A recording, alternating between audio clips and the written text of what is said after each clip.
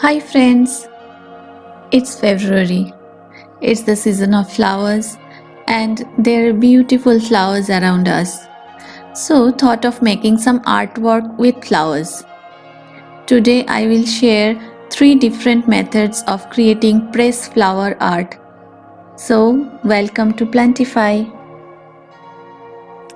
Pressed flower art is a very old art form. It can be traced back to ancient Egypt. For this art, you need some fresh flowers. Flowers with bright colors and thin stem are suitable.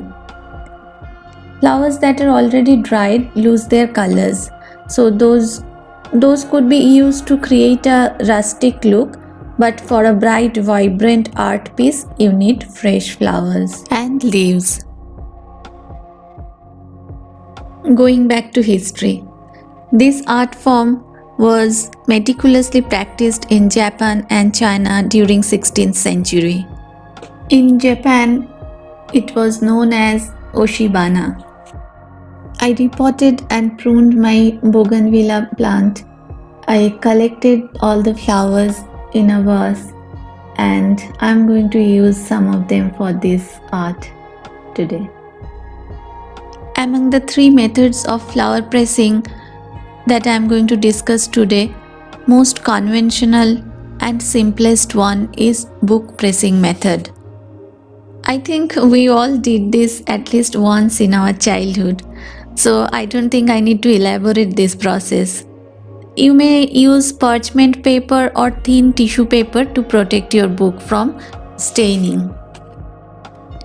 Though the book pressing method is the simplest one, it needs time.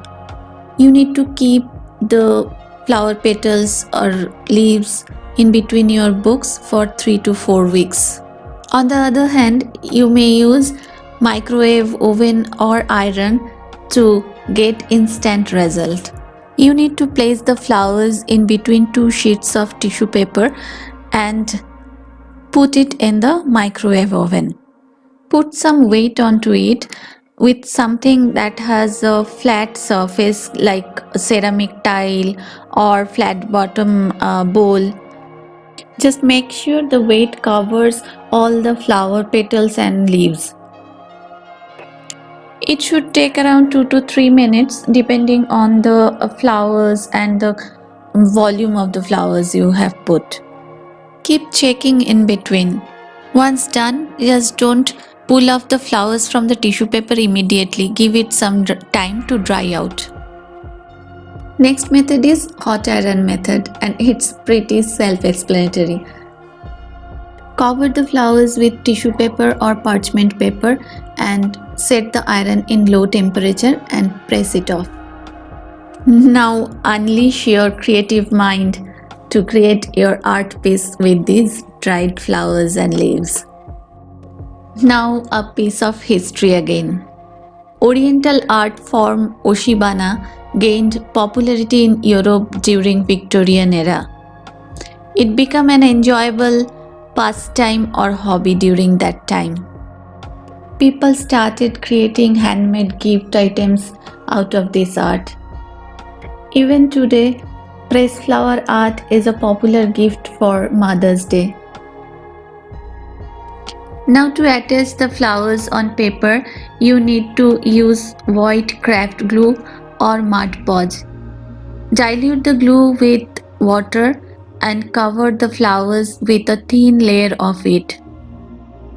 This coating will create a protective layer over the flowers and will protect them from fungus and molds. Alternatively, you may cover it with clear nail polish to protect it. If we move from art to science, flower or leaf pressing has a botanical significance. Plants properly pressed, dried, labeled, and mounted can be stored as a record of flora for botanical studies. This art piece is ready.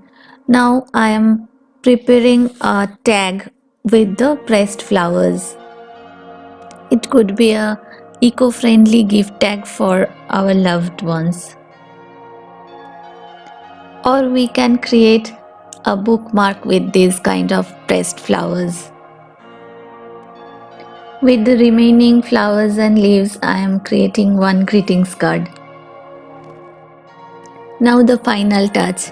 I am mounting my art piece on a photo frame, and my framed art, bookmark, greetings card and gift tag all are ready. If you like this video, please give it a thumbs up, and if you're new to my channel, please do consider subscribing Plantify. Thanks for watching. See you next week with another video. Till then, bye bye.